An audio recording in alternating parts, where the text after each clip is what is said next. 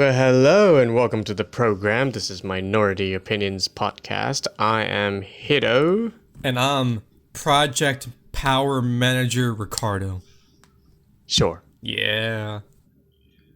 Sure. We hope you're staying safe, staying healthy, wearing a mask, staying away from people, hopefully. How are you doing? What's new? How are things? It's kind of crazy. You know, it's 2020, and I never thought about this in my life. I never thought the postal office here would be political. Did you know that? Yeah, what happened with that thing? Because I'm not caught up with U.S. politics lately. So basically, Agent Orange was like, "I'm gonna defund the postal service," and I'm like, "Why? Why of all things? Why?" Like, it was weird timing because I remember like a year ago I listened to a podcast episode about it, and it was like, "Oh, here's how the post office works," and it's like, "Oh, it's not mentioned in the Constitution." But there is a bill that says like it's an unalienable right that every American in the United States has access to the postal office. Like, no matter where you live, they will deliver to you. Like, their motto is, through rain, through storms, through heat, you will get your mail. And I was like, that's pretty metal. Like, that's a right I want. And I was like, oh, I do. Yeah. And then Agent Orange is like, well, I want to get rid of it because the Democrats are going to use it in November. And I was like, I sat there and I thought, I was like, you're angry that people are using their rights? I was like, what is this? So now people, like millions of people, including me, we're buying a bunch of merch and like stamps from the postal office to keep it alive. Because they're not funded by the federal government. They're funded independently. Cause it's not a branch like Department of Education. So like people like me have to buy like a 50 book of stamps for like $20. Like I want to buy a Marvin Gaye stamp collection just so I could support them and buy like a cup holder or something. Like, I don't know. Crazy times. Yeah, crazy time.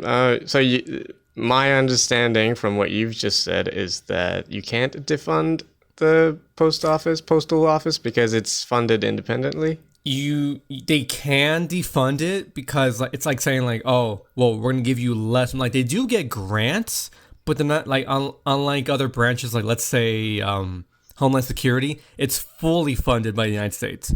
Whereas U.S. Postal Office is like, oh, here's like $20, good luck. And then postal office has to go like through investors and actually make money. Like, it's a for-profit business, but it's the most humble for-profit business because they're like, oh, yeah, here's a package. It's only $10 to mail it. I'm like, thanks, governor. Or I don't know, I'm British, but like, yeah. So now we're fighting for human rights and postal office. Like, I can't believe I'm saying that. It's yeah. It is insane over here. Weird combination. I texted a petition and I mailed it to my senator. Apparently he's postal office. It's like, I believe in the American way. Like, he's Republican, but he's like every American deserves a postal service. And I was like, wow, I support you. Like, you know when you're shocked, you're like, wow, I shouldn't agree with you, but I do. It's like, it's one of those weird times. Wow. That's a lot. That's a lot to handle right now. Yeah, I can't imagine that happening in Japan. How's Japan though? Is it like 40,000 degrees over there? Pretty much, yeah. I'm melting as I'm recording this. The whole world, I mean, the whole of Japan is melting and sinking. And yep. COVID is still around. More and more people are getting tested and finding out that they're, tested positive. And I am pretty sure that by the end of either September or possibly October, Japan will surpass the overall number of people infected, like the overall number that we have against the overall number that China had. I'm pretty sure we're going to surpass that. The quote-unquote official number, because I know China is not like the States or Western society. Yeah, because like China was like 10,000 people, right, or something like that. Am I like horribly, horribly off? I think the official number says 80,000, but like I'm pretty sure like you're missing another zero there. See, that's the thing. Like, because I know they took extreme measures. Like, yeah, it's like like like zombie movies where like it's 5 people. It's like, oh no, Billy got bit. What do we do? And it's like a moral dilemma. Like, okay, we could do this, we could do that, and then someone just pulls a gun out and shoots them. It's like, got it. It's like that's what they did. Yeah. So I believe that they had 80,000, but like there's a few like I'm like, I saw Contagion. I don't believe you. Like, I don't believe you. Yeah. They're definitely missing a zero purposely, and I'm just trying to stay away from everything as much as I can. Although I have to go to work every day, so that sucks. Oh, good news, or maybe it's not really a good news. Here we go. I said to my mom that I was happy that this is happening, and she's like, you shouldn't really say that. The Prime Minister of Japan is kind of sick, and I'm happy for it. Okay, there's two branches of philosophy. One, in a political landscape, yes, my enemy is sick, my enemy might die, and my enemy might be taken over by a better, more competent person. Okay? Now, the humanitarian aspect. Oh no, a person matters, their life matters. It's a person. Oh no, he's sick. I hope they're fine. But then Hito's like, fuck that. I hate him. So yes. So there we go. Yeah. I'm not ashamed of it. He's a fucking asshole. And he acts like a Louis the 16th. So the French king who was, decapitated, overthrown. Oh, okay, I got you. I was like, isn't the guy from Jungle Book? And I was like, oh wait, it's the French king. No, it's a French king. Oh, okay. And I'm a horrible person for wishing that the prime minister is sick and hopefully dies from it. But, if you live in Japan, you know how it is. He's an incompetent asshole. The person who might take over his position, if the worst case happens, it's kind of like the U.S. situation, honestly. Like, if the current president of yours dies somehow through a miraculous, disease or something, Mike Pence will take over, right? Right. It's the same thing. Like, the worst guy dies and it's taken over by a, traditional conservative asshole. And that's what will happen over here too. A douchebag dies and it's going to be taken over by another douchebag who is, who dresses like a Yakuza boss. But yeah. Oh, Yakuza. Oh no. Seriously, he's like 80 years old. He wears a fucking purple hat that does not match his suit or his face, his anything. He has the worst fashion taste ever. Dude, I think he's a pimp. I don't think he's a pulse. I think he's a pimp. Imagine Harvey Keitel from Taxi Driver, but Japanese and worse. More wrinkles. Oh my god, that's a pimp. Your politician's a pimp. Japan is fucked. Man, that reminds me of when my friend from England. I was like, oh, doesn't your president have corona? He's like, oh yeah, Boris. Hope he dies. And I was like, oh.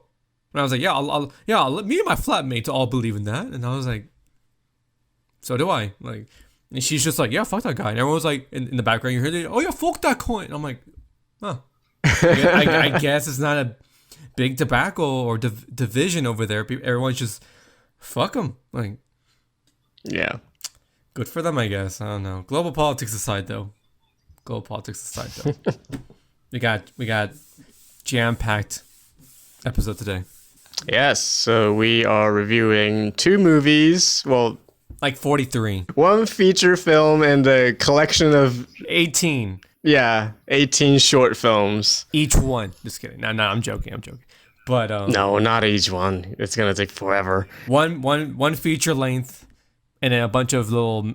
We'll interviews it as a whole, and then we'll talk about which ones are our favorites.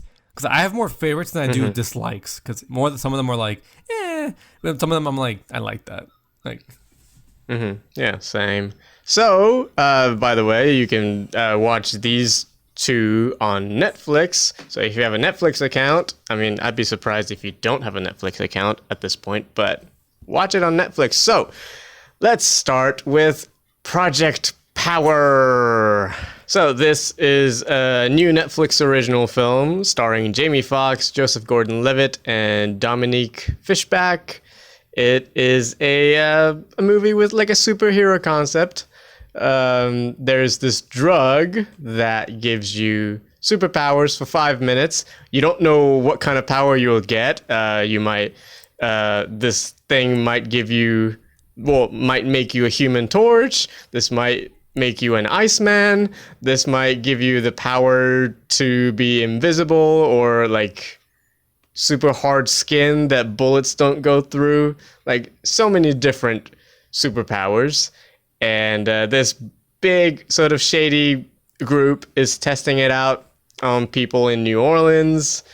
And Joseph Gordon-Levitt plays a cop who is trying to stop this madness, while Jamie Foxx, a former soldier, I think. we don't know. We don't know. But he's got a secret, and he's trying to find his daughter, who was kidnapped by the said shady company.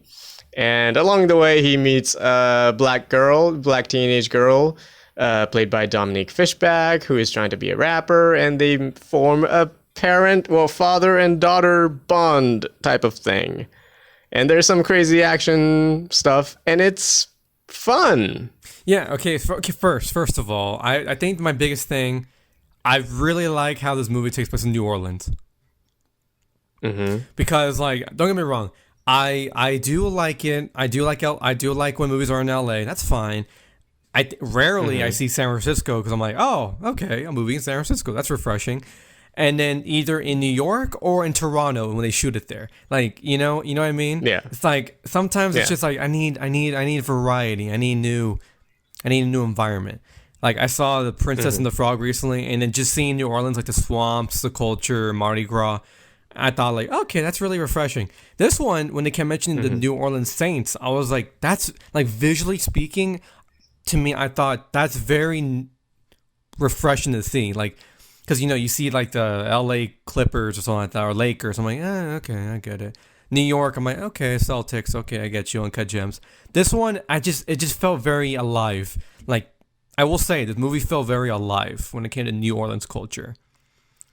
Like, do you remember that part where Joseph Gordon-Levitt was like walking through the football fans and all of them were like, yeah, man, I was, and I was like, wow, I don't care. But I was like, but it feels real. That's what I like about it. Yeah, it has a great sense of place, and it uses that place very well. And then another thing, 2 hours. I'm not sure this movie had to be 2 hours long. I'm not sure. Yeah. I did feel like the third act dragged on a little bit too long because, I don't know. It's like, when you see an action movie and you're like, okay, the beats are going to be this and that, the big bad guy, he powers up, he becomes a horrible monstrosity, he fights the good guy. It's like, you kind of see it coming the entire time. It's not that it's a bad thing. It's just, I feel like they would have maybe trimmed it and done different action pieces elsewhere, if that makes sense. But that's really my only concern. It's all style and no substance for me. Exactly. It's very flashy, and it's the visuals are really cool. They do some cool shit with camera work and visual effects, and that's awesome. And the action sequences, I think most of them are pretty fun. It gets a little too violent sometimes, but I think for the most part, it's fun. I loved seeing all these powers. Yeah, I recently finished the show My Hero Academia, and that show is like a very smart take on superhero culture and stuff like that, where it doesn't feel like, just big battles and blah blah blah. And then it was like, oh, characters, and you love these characters for who they are. And I'm like, wow, I love this. Because I don't know about you, I got like Marvel fatigue at one point. I was like, this is a lot. And then I watched this, and I'm like, if it feels that untapped market of superhero movies where like that DC is not good at doing. It's like edgy superheroes in a sense, you know what I mean? Mm-hmm. This one's like, you have like a machine gun killing on fire, screaming, and I'm like, okay, this is pretty cool. I like this. Mm-hmm. It's very nice. I like the visual action, like, and that machine gun killing fight was really terrifying. Honestly, that was a really good fight. I think. And I like the actors. I think this movie, the only reason why this movie works is because of the actors. I think the three main actors are all great. It's really interesting. Like Jamie Foxx, he's like the most serious actor I've ever seen. Like in a while, he has if you look at his catalog of movies, you're like, this man has an Oscar. It's just like, it's so aspiring to see this man. He did Ray Charles, he did Django, he did like other like Oscar-worthy movies, and then you see Spider-Man 2, and I'm like, what is this? Same guy who said like, I counted 2 guns, and then the same guy was like, I'm Electro, and I'm like, oh my god, like it just, he has that charisma that could drag a movie and bring energy to it, and if it wasn't for him, this movie would probably not be as good as it is. Yeah, it wouldn't be. Like, if I was on Netflix and I was like going by and it was just like, bland guy, I was like, I'll skip it. I'm good. If it was Jamie Foxx, I was like, okay, I'm down. And I love Joseph Gordon-Levitt. I think he's great in pretty much anything. And Dominique Fishback, I've never seen her in anything. This is the first time. For me, I'm pretty sure she's been in some stuff that I'm not familiar with. But this was my first time seeing her in a movie or TV show, and I thought she was terrific. No, she was pretty good. She reminded me. Remember Birds of Prey, the pickpocket girl? Yes. They had the same energy to me. Like there's like a new archetype in films rising now, where it's a minority character who pickpockets, and I'm like, okay, that's fine. Yeah, I can see that. Yeah, I can see that. And it's always, I always like, we love to see our fellow minority women just going out there and working hard. You know what I mean? Like just selling power, pickpocketing, dangerous Yakuza leaders, diamonds. We'd love to see that. And I love the concept of this movie. I think it's very cool, very original. I wish they had developed it. I wish they had like done something more interesting with it. Instead, they take a very generic route. It's still a lot of fun. I enjoyed the movie overall, but you could have done more with the story, with the concept. I felt like because the pills are just called Power, kind of a dumb name. I'm not gonna lie, but it was just like it's like those things are kind of a very they're a tool that's very dangerous in the script. I think because it's like they're too powerful to be used on screen all the time. But then they're too boring if you use it all the time. So it's like, what do we do? It's like, yeah. Because anytime they used it, like, this confused. I remember when Jamie Foxx was like, oh, do you know what a punching shrimp is? And I was like, dude, is that his power? Does he punch really hard like a shrimp? And then he does like water or sound waves. And I was like, that's cool. Because like the rule is like the power reflects your personality, right? In a sense. I think so. Yeah. Because they never talked about that, and because they would ask you like, oh, what do you think your power is? I'm like, oh, everyone has a unique power. I'm like, how did that work? They kind of skim over it. They don't really talk about where this comes from, more like what they're gonna do with it. Yeah, there's only one line of exposition that says how this thing came to be, and it's Jamie Foxx says this in the third act, like, they got this from animals. You know that, right? It's like, oh, really? You're explaining this now? Like, there's only like 10 minutes of this movie left, and you're explaining it now. Yeah, it was like, the powers come from animals. Every animal has their own feature that is unique to them. And I was like, what? That's when I woke up. I was like, wait a minute, wait. I was like, wait, what? What are you talking about? And then it was like, my daughter, we gotta go save her. I was like, can you go back? Like your daughter, because your daughter's gonna be still alive. Can you just go back and look at the camera and write down like a Back to the Future style board? Like, okay, here's how we got here. Here's how we do this. And I'm like, okay, got it. I don't know. Yeah. It's a really interesting concept. I thought for some reason twisting it, I was like, that's really satisfying to me. I don't know why. I'm like, ooh, I like that. I think this is a great concept that people can develop into a TV series. Exactly. It'd be great if Netflix like develops like a spin-off series. That'd be cool. It's like My Hero Academia, basically. It's like My Hero Academia. I was thinking about that the entire time because I was like, there's a season where they talk about a drug that takes away powers. Oh, interesting. They don't do anything with it either. So I'm like, God damn it! What? There's always a drug story in every student film ever, and then they're like, the drug isn't important. It's the people. I'm like, shut the fuck up. Oh my God! Like, I get it. Society's the problem. Puts on Joker mask. Oh, like, okay, off topic. But I thought it was fun. I thought it was legit fun. It was a really pretty movie. I will say. I think these directors are very talented, and I think they're very stylish filmmakers. I haven't seen Paranormal Activity 3 and 4. That's what they did. It fucking sucks. Okay. I have no intention of checking them out, but I've seen Nerve, which came out in 2016, I think. It might have been 2017. I heard the movie was pretty good. Like, I heard it was like really creative, but again, that was a lack substance again. Like that same kind of. But no, you talk. You've seen it. No, I was gonna say that was a fun movie, very stylish movie, and I think this is also in the same vein as that film. So yeah, I think these guys are talented. Henry and Rel, I think that's what they call themselves when they direct movies together. That's cute. It's fun. This is a fun movie. It's not great. It's nothing special. It's not gonna change your life or anything, but like. It's better than those mediocre MCU films. Like which ones?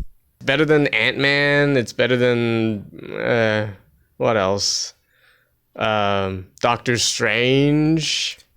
I think Doctor Strange is an okay movie. I actually liked it.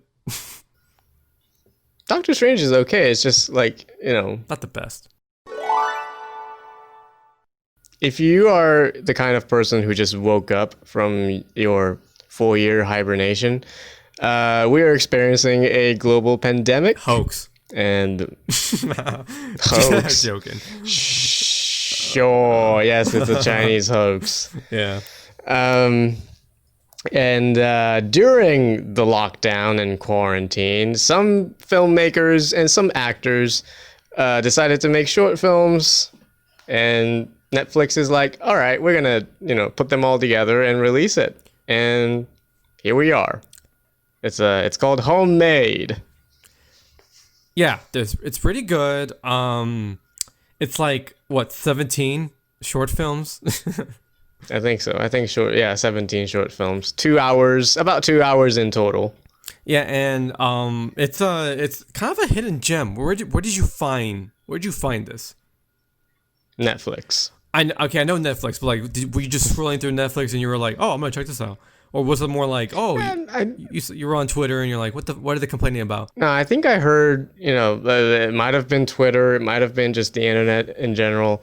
I think I heard like there's this project going on around the world in which like a couple of filmmakers, well-known filmmakers and actors are making short films, and Netflix is releasing it. I was like, okay, cool. Yeah, so quick highlights, just to give people context. What are some of your favorite ones? Okay, so my favorite ones are the Maggie Gyllenhaal one, which is, she did like a lo-fi sci-fi short film. Lo-fi.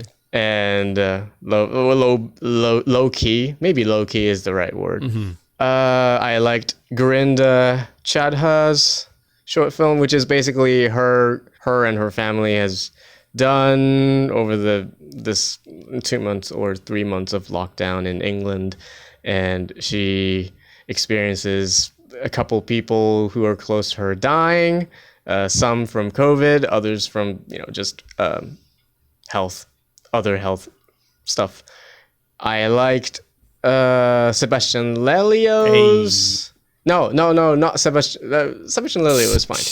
Sebastian Schieper. Yeah, Sebastian Schipper. Yeah, this German filmmaker who made this, I think it's like 7 minutes long short film by himself. It was done by one guy who wrote, shot, edited, directed, acted, and it was pretty cool. It was very inspiring. I liked, and you liked this too, I think, Pablo Larraín's short film as well. It was fun and very interesting. And I think that's about it. I think I think there are a couple of shorts that I thought were very amusing. Like there's this one that mostly takes place on a cell phone screen. I wasn't a fan of that one, sadly. Oh, okay. Yeah. I thought it was kind of funny. I don't know. I got kind of annoyed of it. I was just like, oh my god. But that's just me. The Paolo Sorrentino, a great Italian filmmaker, did this very amusing short where Pope Francis and Queen Elizabeth II hang out in Vatican. I like that one a lot. The Vatican. It was the Vatican. It was the Vatican. Like, that is the Vatican. It's like, kind of looks like you. Not yet. And I'm like, wow, how rude. How rude. That little doll's rude. It was like, yeah. Yeah. Just like you said earlier, I think there are more films that I liked than dislike. I think there was only like one or two that I was like, indifferent about. But for the most part, I think all of them are very interesting and cool in their own ways. What about you? I enjoyed the Paolo Sorrentino one. I like the Pablo Larraín. I did like the Maggie. I think the Maggie Gyllenhaal one is one of my favorites. I did like Grinder Shada. I did like that one. And Sebastian Lelio's little music video. I was a big fan of that.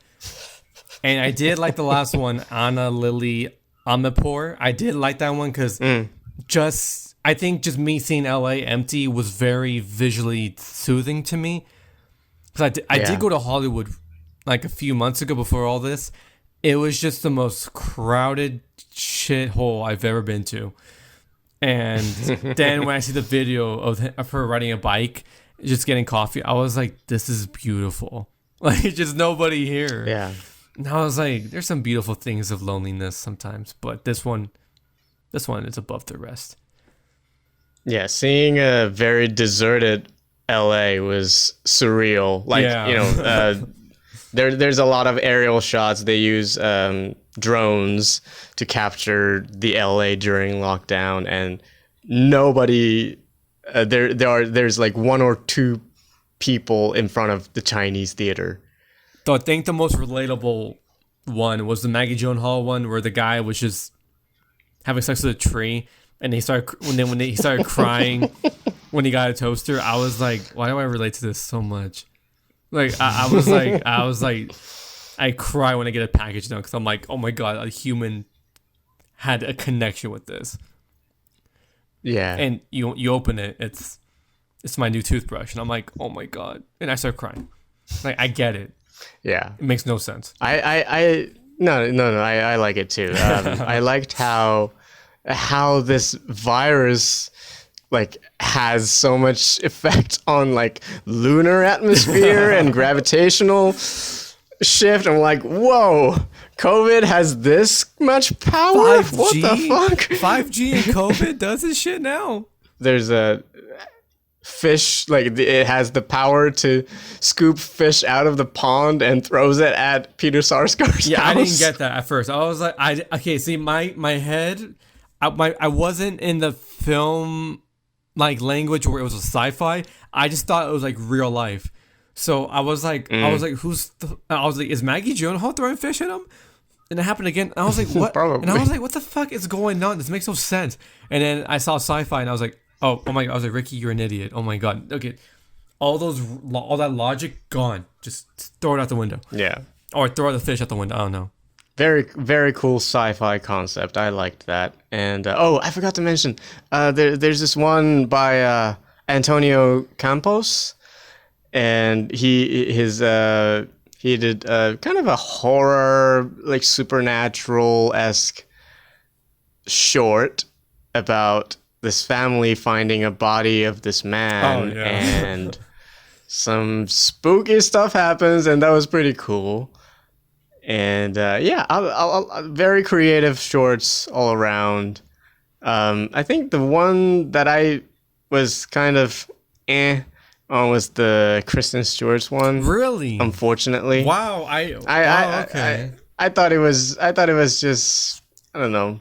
It's interesting up to a point, but I was kind of bored. I realized, it's just gonna be her suffering from insomnia.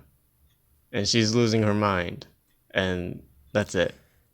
I don't know. I felt relatable to that one. Mm. There was only one where I was like, "Oh my God, I hate this!" Like, it was the one where it was like a girl sitting on. I forgot which one it was. It was a girl sitting on a chair in a pink dress, and then like a beeping noise would happen every second, and she would like say like "shut up" like for like 5 minutes straight. And I do not like the sound of children screaming. Because I live in a daycare, basically. So I was just like, oh my God, I hate this. I hate this so much. But that was just me. Is that the one that in the end said, like, a daughter of this director came into his office one day and improvised the whole thing, and he shot it? And, okay. Yeah, that one. Yeah. I mean, as a home video, I think it's cute. But as a short film, nah. Nah, like... You know those chunky video cassettes in like the 90s where it's like, hey honey, and like the camera twists forward and back. It's like that. And it's not like a camera person type of documentary where it's like, oh, the real moment of life. No, it's just a kid screaming. I was like, oh my God, shut up. Like that's just me though. That's just me. If you like that kind of stuff, that's for you. I like the guy fucking a tree and crying with the toaster. That's my jam. That is me. I don't know. That reveals a lot about me. That's just me. We're all pervs. Okay. Well, thanks again for people out there supporting the USPS and for people staying inside and wearing your mask and washing your hands. And I'm hopefully having great, logical, angry discussions about any topic. And Hiro, thank you again for being a terrific, splendid, spectacular co-host. Splendid. Did you say? Okay. And thank you, Ricardo, for being an awesome host and a decent guy. Awesome and decent. Who wears a mask. I use terrific words, and then you're like, you're awesome. What the fuck does awesome mean? Decent's like it means you're above average. It was like, hey, how was that coffee? It was decent. It's just come on. Follow the Twitter account. What is it? Minority O Pod. Yes. And then follow us on Patreon. Is that just Minority Opinions Pod? Just Minority Opinions. Patreon.com/Minority Opinions. All right, and we will see you all next week on Minority Opinions Podcast. All right, take care.